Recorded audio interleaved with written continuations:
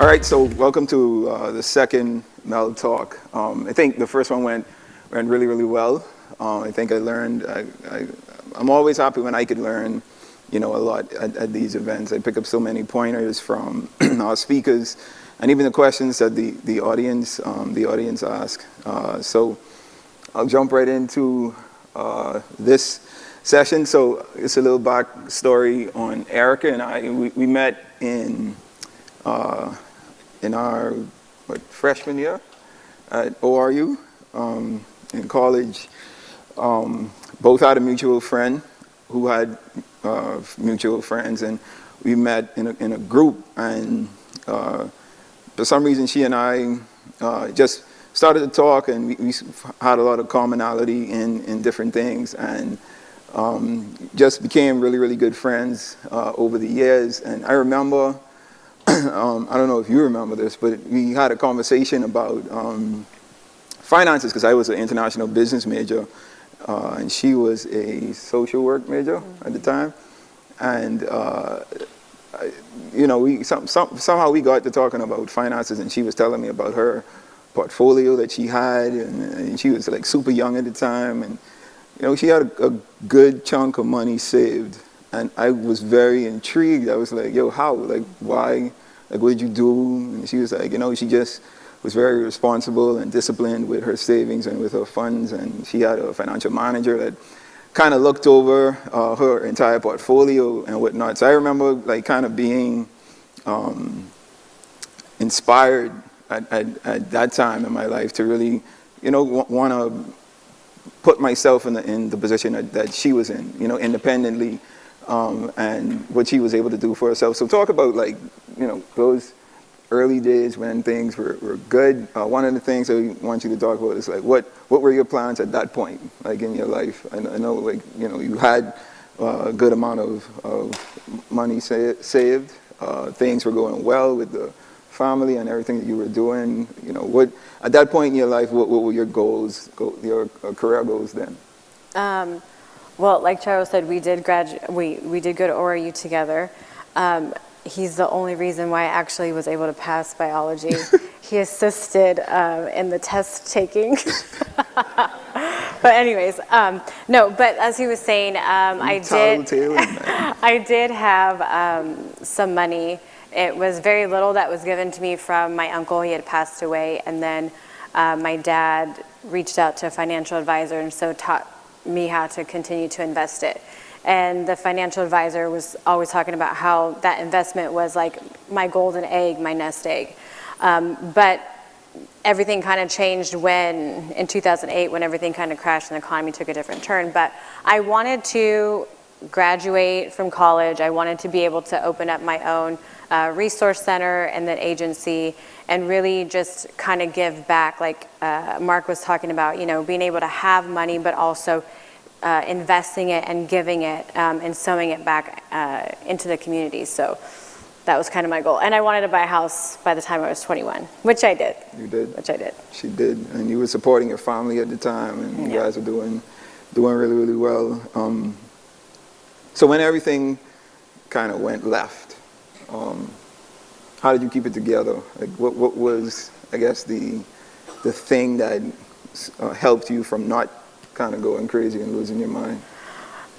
Yeah, well, I remember when we did get the information. I know, like, Tally was there, we got our letter. No, I'm talking about before that, though. Like, I'm still on the portfolio thing, because I know we had a conversation, and you was like, yo, I lost just about everything that you had saved, and that kind of was the starting point to, you guys going through the issues that you went through.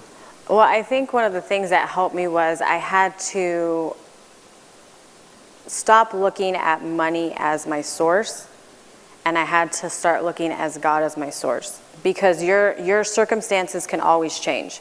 That money can be here one day, and so your attachment should never be to finances, to money, to whether it's your job. And so when I understood that my source had to be God, then I was able to, when everything kind of hit, learn how to survive and not feel like I was going to lose my mind. Yeah. And in your presentation, you talked about how you thought you were at rock bottom and you went a little deeper. There is a pit below the bottom, and I found it. Like, how is that, though? Because I don't know how much you want to talk about it. You could say, I don't care. I'm an open book.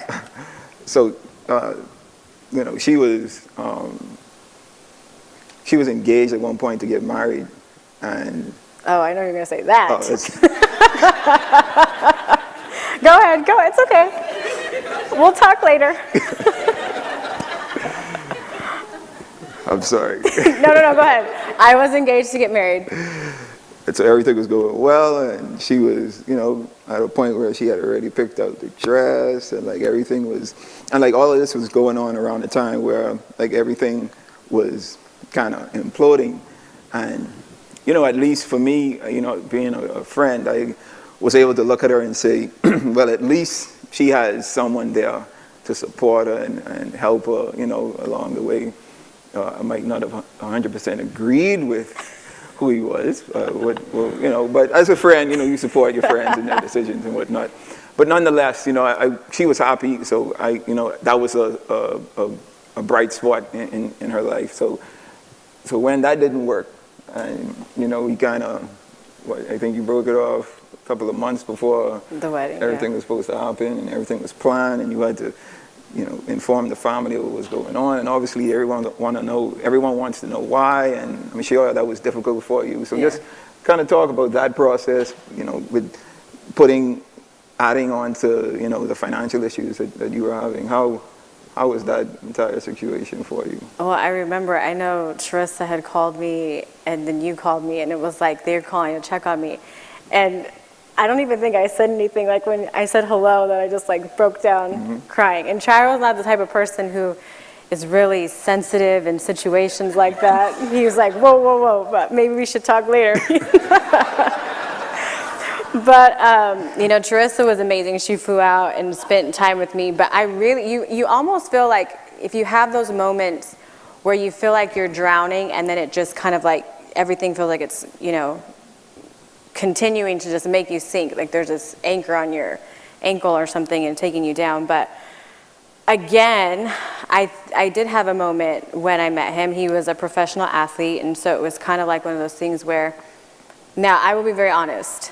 Even though Chiro didn't like the way that he looked, I really genuinely loved him.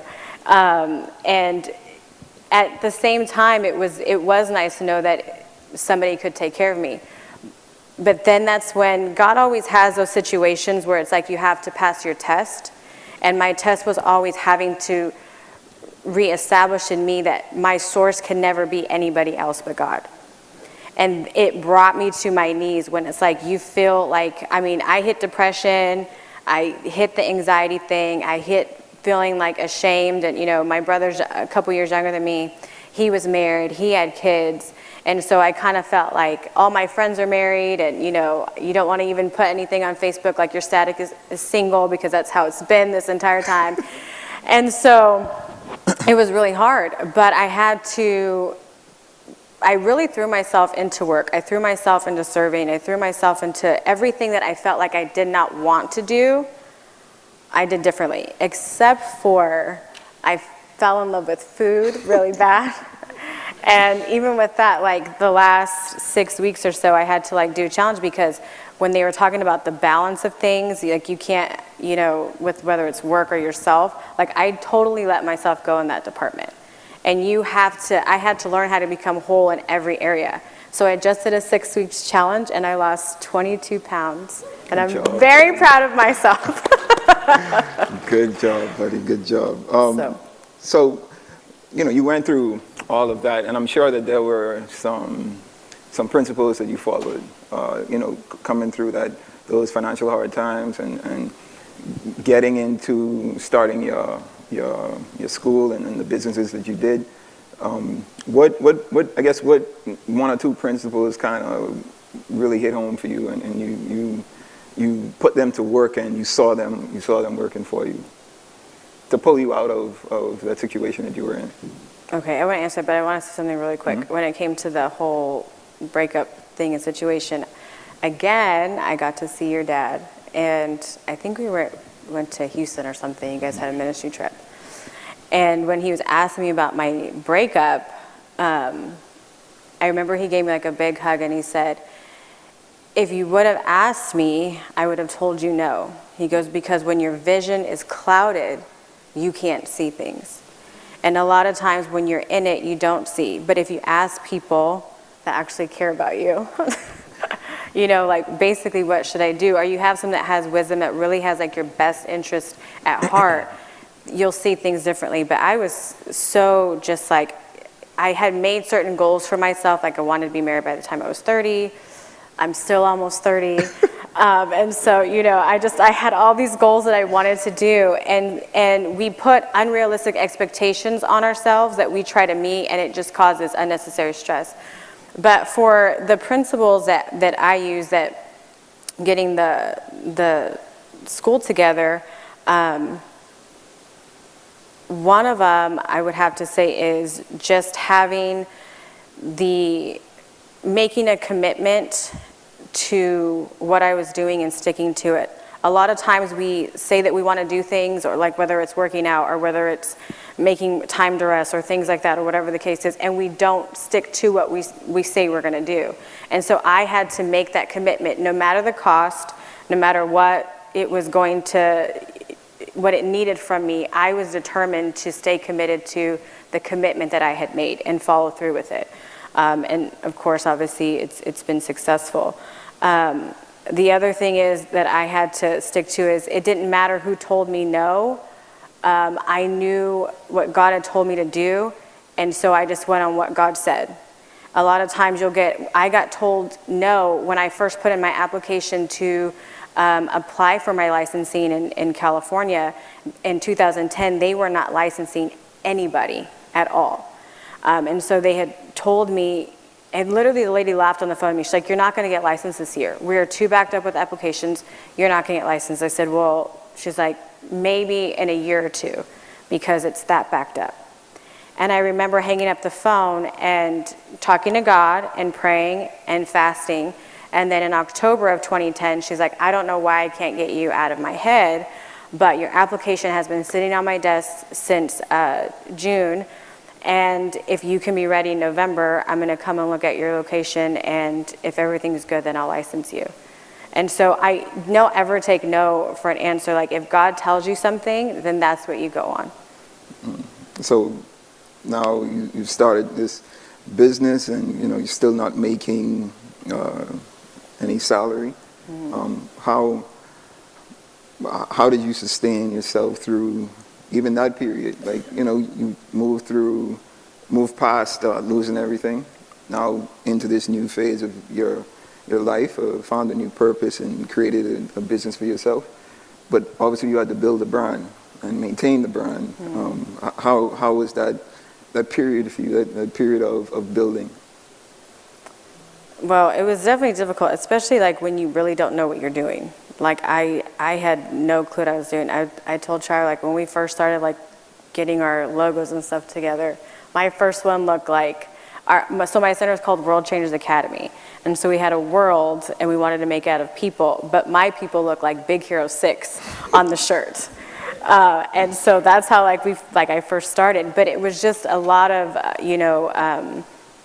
trial and error with things, of going through the process of being willing to fail in certain areas, but also know that growing from, those mistakes. The only thing I did have is I didn't lose my home that I had purchased when I was young, so I still had that source of income. But you learn how to live like nobody else. So like Dave Ramsey says, so you can live like nobody else tomorrow. And so I didn't have a lot of things. I mean, I couldn't tell you the last time I actually went shopping to the mall to actually get clothes. And so I wore the same thing every day to work. Wash as many times as I can until you really can't wear it anymore. Washing your jeans until they're practically see-through. But, I just had to do things. And I was okay with knowing that it wasn't always going to stay this way. And that's what I continued to remind myself. it's not always going to be like this. Like, I'm going to hit that breakthrough point. It will happen. And when it does, everybody who said I was going to fail or it wasn't going to happen, I'm going to be able to look at them and say, I saw what you didn't see. And, you know, and so that's really how I continue to push through. And I think that piggybacks off what Mark was saying, that perspective, you know, the mindset that you have. I think that's great. So let's talk finances. I think Erica's very modest, and she was very modest in her presentation. But I want to dig a little into some numbers, because I mean, you guys have to understand. Like, I've seen her, you know, as a young adult, very well off, and, you know, able to have accumulated a good amount of money, and then seeing her lose everything, her family going through losing their home, and her living in an office in a friend's house. And like to see her friend go through that, and the emotional stress and toll that had on her. And then to now, you know, I'm able to sit there and I remember when her academy was open, when it first started, and to see where she is now. I think it's important for you to say, you know, how far you've come. So you started volunteering for free. You wasn't making a salary. Was concentrating on paying the staff, the little staff that you had, making sure that you could meet rent and all of these things. You didn't really have parents trusting you as yet with their kids, and now, you know, you have a waiting list. You went from making whatever you were making or not making to the grant that she talked about that she was approved for, that, you know, in her county, she wasn't supposed to have gotten that grant, right? Because she was fairly young, a young academy, a young business, but to grow to be to where she is, where they are now, and to get the grant that she has, and the grant is, you want to say how much? You don't have to say how much. You could just say the figures, though. It's 6 figures. 6 figures, and it's guaranteed over the next 3 years. Going from making nothing, from giving away time, basically, for 4 years, to having a very good sense of security, you know, moving forward. I guess, talk about that entire process, and I guess how rewarding is it for you to know, you know, where you started and where you are now, and even, you know, what your plans are moving forward into the future. Like, where do you see your academy going from here? Well, I didn't necessarily give away my time. I invested my time. And that's something that your dad taught me, because he said, you know, when you start volunteering your time or investing your time, those are going to be the people that when you need something, you can go to them and they'll give it to you. Or if you need that letter of recommendation, they can write that letter of recommendation for you. When I went to grad school, I literally had the best letters of recommendation I could ever have. When I graduated grad school and I went to go get my first job, I had the best letters of recommendation from city officials to people who had companies. They all were very willing to write me amazing letters of recommendation. And so that investment, I don't think I expected it to come back in the return that it did, and the way that it did. And the grant that we got was literally for a salary for myself. That's what they told me I had to use it for. And so I think that God always looks to see if you're going to be faithful in the little, and if you continue to trust him in what he's given you, because he has so much more in store for you. But he wants to make sure that you can handle that when you get there. And so, again, I don't think if I would have went through all of the tests of having to understand that God is my only source, that when they walked in the door, even though it was a surprise, I knew this was just God giving me what he was preparing me for. Kind of like what Mark was saying. Yeah. But it was a hard process. It was very hard. And there were times where you feel like, I'm about to lose my mind. Like, I understand why people hit depression the way that they do. And there are so many tragedies that happen when you are homeless, or when you do hit that place where you don't know what you're going to do, you don't know where your next meal is going to come from. I remember when we had to move out of our house, and somebody had let us, stay in a hotel for a while, and I'm washing like my underwear and stuff like in a sink at a hotel. Like no one can ever understand what that feels like unless you've been there. But at that point, I remember being in that scene. I'm like, things cannot stay this way. And if you accept the way that things are, then they will always stay that way. So I'll open the floor for any questions. If anyone wants to ask, feel free. I couldn't wait. Hi, everyone. Sure. So, and I'm coming up here because you're on that depression topic. And I asked Mark, again, I'm a social worker. So that's when it comes to emotions, when it comes to headspace, I'm there. And Erica's a social worker as well. So I want to talk about that some more, because for some reason people don't like to talk about emotional pain and what they're going through emotionally, in whether it's a professional situation, my home situation. They think that talking about depression especially is taboo. And nobody wants to talk about it. But it's real. I don't want to say it's natural, but it's real, and it happens. And so we all are going to hit some crises, some challenges in our business, in our organization, in our leadership space, and we're going to have to deal with how we feel emotionally. We slip it under a rug all the time, we hide it, and so I asked Mark the same question, and Erica mentioned it, really and truly how, and the good thing about herself, myself, Mark, that you've heard from, we have the God factor. How would you talk to someone that doesn't have that God factor? They don't have that religious background. They don't have that God anything. But yet they're going through some crisis. They're going through the pit, the bottom of the pit. And then there's this emotional pain and emotional challenge that they have to deal with. that's always a hard one, even with my clients, because I'm a therapist, so I see people and I talk with them. I do try to get them to that God factor, though, because really he's the only person that can pull you out of the pit, honestly. But I do remember going through grad school when all of this stuff was happening. I mean, I'm like literally, like I said, I'm wearing the same thing to school every day. And I started feeling that anxiety, and I started feeling depression. And when it hits you like a ton of bricks, you can be in a room with all these people and you still feel like you're losing your mind and you're all by yourself. And it's hard to get through that. But I would say you have to do the opposite of what you feel. And that is going to take you to fight like you've never fought before. Because the first thing is to isolate yourself. Isolation is the worst thing that you could do, because it continues to allow depression to grow in you and for you just to stay stuck in that depression. So I encourage people to talk about it as much as you can with other people.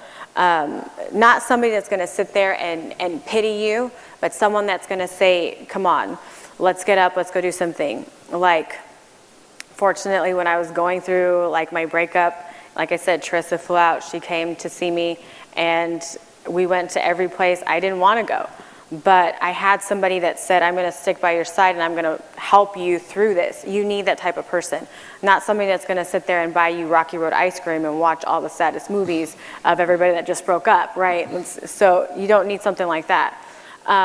So I would just, again, encourage you, do the opposite of what you feel. I strongly encourage working out. Going in, at least getting 30 minutes a day in the sunshine is like the best thing that you could do if you're not taking medication. But I remember almost my instructors coming to me because it was that bad. My anxiety was that bad. Depression was hitting me that bad, of wanting to be on antidepressants or anxiety medication. And I didn't want to be that person who was dependent on something. And so those are just a few things. Now, for the spiritual side, I literally cried out to God every single day. I got up at 2 o'clock in the morning because I just couldn't sleep. And I talked to God, and I was like, God, you've got to set me free. You've got to help me, because I don't know if I can make it. And I remember one day thinking, like, when my breakup thing, I told Charles, like, I give God like 30 days and I'm not going to feel like this anymore. And he laughed at me, but I was so serious. I was like, God, you could do anything. You can do the impossible. You can heal my heart. Like, if he can feed 5,000, why can't he heal my heart? Why can't he set my mind free? You know, God didn't create me to be depressed or to be filled with anxiety. So I want you to fix me the way that I need to be. So. Good. You're doing an awesome job. Thank you so much for sharing these words of wisdom. My question is a two-parter. First, what do you appreciate about the great times way back when? What do you appreciate about yourself at your lowest point? And then the second part of the question is, I see rock bottom or pitfalls as there's a trampoline back there, and when you're falling, it's only a matter of time until you're on your way back up. And on your way back up, you see where you were, and you see where you are now, but where do you hope to be when you soar even higher? What I appreciate about the greatest of times I think is really just with my family, of where we were, just living life, enjoying life, like being completely carefree. We didn't worry about anything. So I enjoyed those moments. The things about what was hard. What was your second part of that one? Sorry. What did you appreciate about being at the bottom? about yourself? I am not a quitter. That's what I learned. I learned that I won't give in. If it looks impossible, that's what I embrace. Because, again, I know I'm talking a lot about the Lord, but I'm a believer, so that's just who I am. And I can't apologize for that. But I believe, and I've seen God be a God of miracles in my life. So every time I've seen an impossible situation, I just knew it was an opportunity for God to be glorified.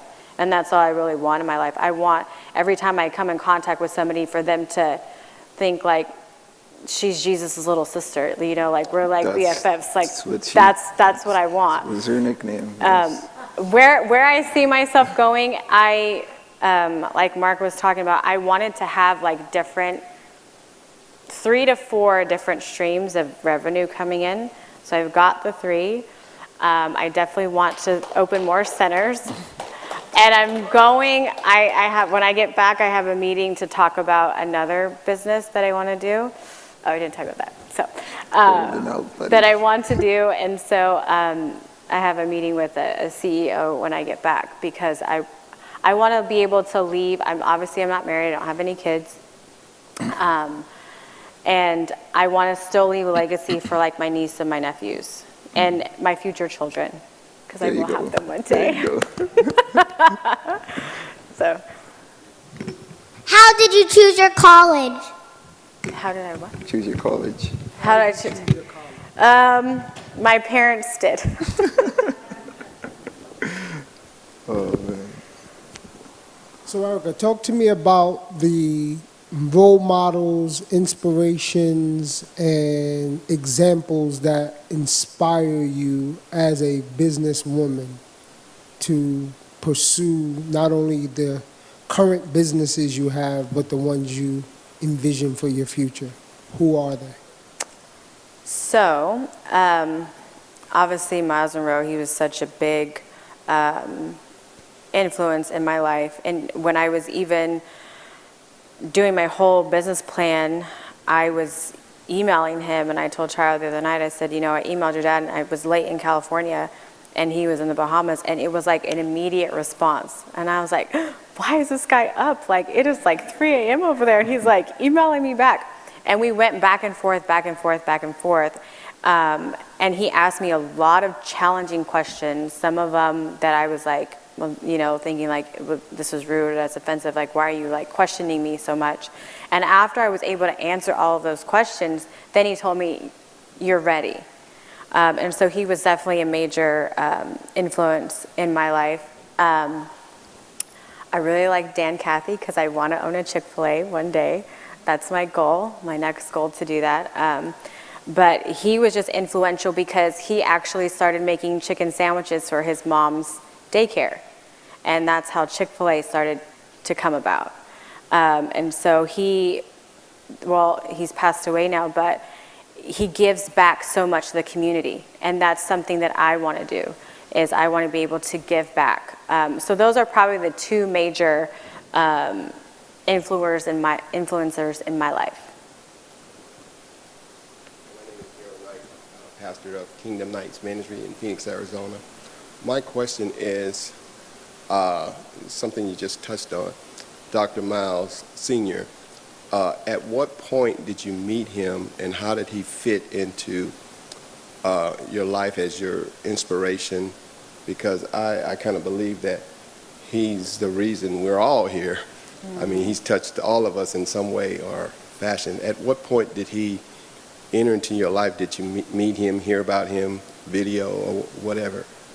So, because I had the opportunity to go to ORU, and I had met Chiro, and he had like really thick, like cornrows when I met him. It looked good, by the way. But I didn't know that his dad was Myles Munroe. And his dad would come and speak at chapel, and it would always be like, you know, he was able to preach in a way where you were just like, every single word you wanted to try to write it down like as fast as you could. And I really, really love that, because we had some other interesting speakers that didn't catch my attention like that. And so I was like, oh my gosh, like, who is this guy? And I found out who his dad was because he said, I want my kids to stand. And once Charles, I was like, that is your dad? But so that's how he kind of entered my life. And then I got to know him on a more personal level. Tris had moved to Sacramento, and then I got to spend more time with them that way. But I listened to his video. I literally have a cassette tape because my dad bought it when he was, no, just kidding. So I had a cassette tape of his, and one thing he would always say is like, Jesus is Lord. And on the top of that cassette tape, it says Jesus is Lord. And so I would listen to that. If he was in certain places, I would try to go to those things. And, you know, now thankfully we have YouTube and stuff like that and read books. But that's how I got introduced to him. Any other questions? Well, I know that, you know, I think you've hit pretty much all of your goals that you've set for yourself over the last few years. Even speaking, you know, you're getting a lot better at it, a lot more comfortable at it. I think your presentation today and your impartation on you know, your story and what you went through, I think it hits home for me in particular, because, like I say, I've seen, you know, the transition in your life. What's maybe two things that you would say to encourage anyone that is going through, has gone through, or will go through sort of something similar to what you experienced? I would say really surround yourself with positive people. You will know who your real friends are when you lose everything. And that's one thing that I can honestly say about, you know, in the beginning, I didn't know Trista right away, but I knew Chiro. He's definitely always been that constant friend. I've had other people that have been my constant friends, and you know who your real people are when they will stick by you no matter what, whether you're rich, whether you're poor, whether you have a lot, whether you don't, whether you can do something for them or not. Those are true people in your life. The other thing that I would say is continue. If you don't have a relationship with Jesus, you should get one. I'll be more than happy to pray with you outside. We can all give our lives to Jesus together. But you need to get in your word, and you need to really read the Bible and understand what God says about you and understand what his promises are. Because when you understand that those are actually for you and they belong to you, you live your life differently. Because you understand, no, this is supposed to happen in my life. God has good things for me to give me a hope and a future. Like everything is going to work together for the good. And then your mentality begins to change. And that's the most important thing that I could say. Like, my mentality had to change. I couldn't look at myself as a victim. I couldn't look at myself as a homeless person. I couldn't look at myself as somebody who had lack. I had to look at myself as a child of God. That's who I was. Every single day I had to remind myself of who I was in the mirror, understand what God said about me in the Word, and that is really what helped me through. And so if you do not understand who you are in God, you're not going to be able to understand who you are in business when you're meeting with people. Because like we were talking about, I didn't have the money when she was asking about going to the bank and being able to do those kind of things. And trust me, you are like, never want to even know. If there was like a negative something that you could have for a credit score, I got the award for that. But I would go in front of people just knowing who I was, knowing what God told me to do. And I remember asking somebody, I'm like, look, I need $30,000 by next week. This is my vision. This is my plan. This is what I want to do. And they gave it to me with no hesitation. And so that's what happens when you know who you are and what God called you to do. That's like the best thing that will drive you through anything. Awesome. Look at you. Oh, buddy. Man, so, go ahead. Good afternoon. I don't have a question. I just want to commend you as a strong believer in your faith, as a female woman who's gone through a lot of things, to share today and what you spoke, and also Mark and all the speakers. I just want to commend you guys. This has been so awesome. No, and just continue to pray. And I love this whole environment where we can encourage each other, and we come from different places and different experiences, and just to be here. So I think we just deserve to give a hand right now. I know we're not done, but thank you so much. Thank you. Thank you, Erica, for sharing. Thank you for being so transparent. I think your story helps a lot of people, because a lot of people go through what you went through and may not be as strong as you are to admit it or talk about it. But I think this helps. So thank you. Hopefully, in your next phase, you can do this again sometime. Yay. Okay? All right, cool. Thank you.